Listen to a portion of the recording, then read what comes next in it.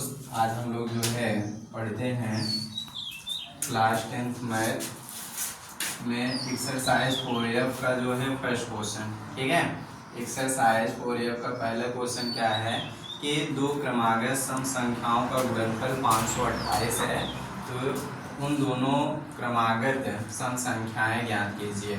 Question वाले ये बोले हैं कि दो क्रम समझ पा रहे हैं, जो उनका जो है जनरल फॉर्म होता है इवन नंबर का, किस तरीके से मतलब लिखते हैं।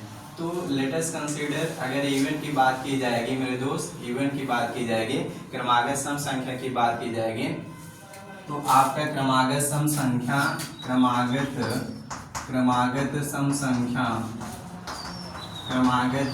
संख्या कुछ इस तरह जो है मानते हैं। अगर जैसे हम पहली क्रमागत सम संख्या अगर x मान लिए तो दूसरा x+2 हो जाएगा, फिर तीसरा x+4, चौथा x+6, पांचवा x+8। जैसे इसलिए माना जा रहा है क्योंकि जो इवन नंबर का सीरीज होता है, हम जानते हैं सबसे जो होता है 2 के बाद 4, फिर 6, फिर 8, फिर 2 है, फिर यहाँ पर भी गैपिंग 2 है, यहाँ पर भी गैप। ऐसे जब इसका मानक रूप में मतलब इसका स्टैंडर्ड फॉर्म जो है अगर हम ये मान रहे हैं, तो लेट अस कंसीडर मान लिया जाए कि पहली क्रमागत सम संख्या x है, तो दूसरी x+2, दो जोड़ते जाइए, आपका ये इवन का जो है सीरीज बनता चला। भी तरीका है कि क्रमागत सम संख्या मानने का जो है एक शानदार तरीका ये भी है कि पहली क्रमागत सम संख्या 2x, फिर 2x+2, फिर 2x+4, फिर 2x+6। क्रमागत सम संख्या 2x+2 मान लिए, दो जोड़ते जाइए, फिर तीसरी क्रमागत संख्या 2x+4 मान लिए, फिर चौथी आपका मतलब कि आगे जितनी भी क्रमागत सम संख्या मेरे दोस्त अगर मानना होगा तो आप मान सकते हैं शानदार तरीके से, कोई दिक्कत परेशानी नहीं है। करते हैं जो क्वेश्चन था एक्सरसाइज 4F का पहला क्वेश्चन, जो क्वेश्चन वाले कह रहे थे, अब तक हम इसको जो है समझा चुके हैं। अब हम लोग क्वेश्चन करते हैं, शानदार तरीके से क्वेश्चन सॉल्व करेंगे, समझ में आ जाएगा। एक बार फिर से पुनः वंस अगेन आई रिपीटेड, एक बार पुनः हम क्वेश्चन को रिपीट करते हैं। क्वेश्चन वाले कह रहे थे क्रमागत सम संख्याओं का गुणनफल 528 है, तो उन दोनों क्रमागत सम संख्याओं को ज्ञात कीजिए। मान लिया जाए कि क्रमागत सम संख्या जो है x है, दूसरा क्या हो जाएगा x+2 हो जाएगा। ठीक है, चाहे आप ये मान लीजिए, चाहे तो आप जो दूसरा वाला हम पैटर्न बताए थे, पहली क्रमागत संख्या 2x, दूसरा 2x+2 मान सकते हैं। तो कोई भी तरीके इसलिए दूसरी क्रमागत सम संख्या के अकॉर्डिंग टू क्वेश्चन, प्रश्नानुसार क्वेश्चन वाले ये बोले हैं कि दो क्रमागत सम संख्याओं का गुणनफल का जो है मल्टीप्लाई करा दें।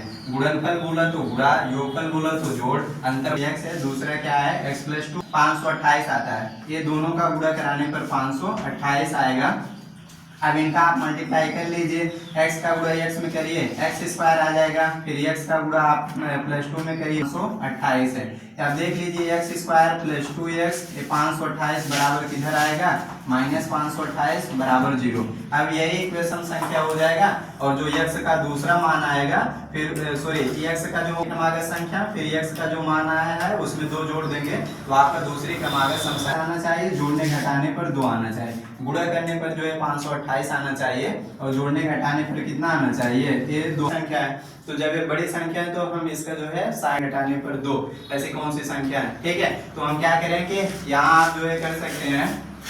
ठीक है, तो 528 का फैक्टराइज हम कर दे रहे हैं। यहाँ यूनिट डिजिट 8 है, 2 दूना 4, 1 बचा, 1 2 के पास 2 छंग 12, 2 चौक 8, 3 एक 3, 11 एक 11, 12 दूना 24। हम 24 में से 12 घटा देंगे, 24 में से अगर 12 घटा देंगे तो हमारा जो है +2 आ जाएगा, 12 दूना 22। अगर हम 24 में से 22 को घटाएंगे तो हमारा जो है कितना आ जाएगा, +2 आ जाएगा, और 24 का गुणा 22 में करेंगे तो कितना आ जाएगा, 528 आ जाएगा। है कि 24 में से 22 घटा देंगे 2 आ जाएगा, और जो है 24 का गुणा 22 में कर देंगे तो 528 आ जाएगा। कैलकुलेशन कर लीजिए, x² 24 का गुणा x में करिए 24x, -22 का गुणा x में करिए 22x, फिर -528 बराबर 0। अब दो पद का पेय जो दोनों में होता है, सबसे कम बार होता है, वो चीज कॉमन लिया जाता है। ठीक है, तो x बचा, माइनस कॉमन लिए फिर प्लस हो जाएगा, 22 से भाग लगाएंगे तो कितना आएगा, 24 आ जाएगा, फिर बराबर 0। x प्लस 24 बराबर 0 करेंगे तो x बराबर आपका +24 इधर आके -24,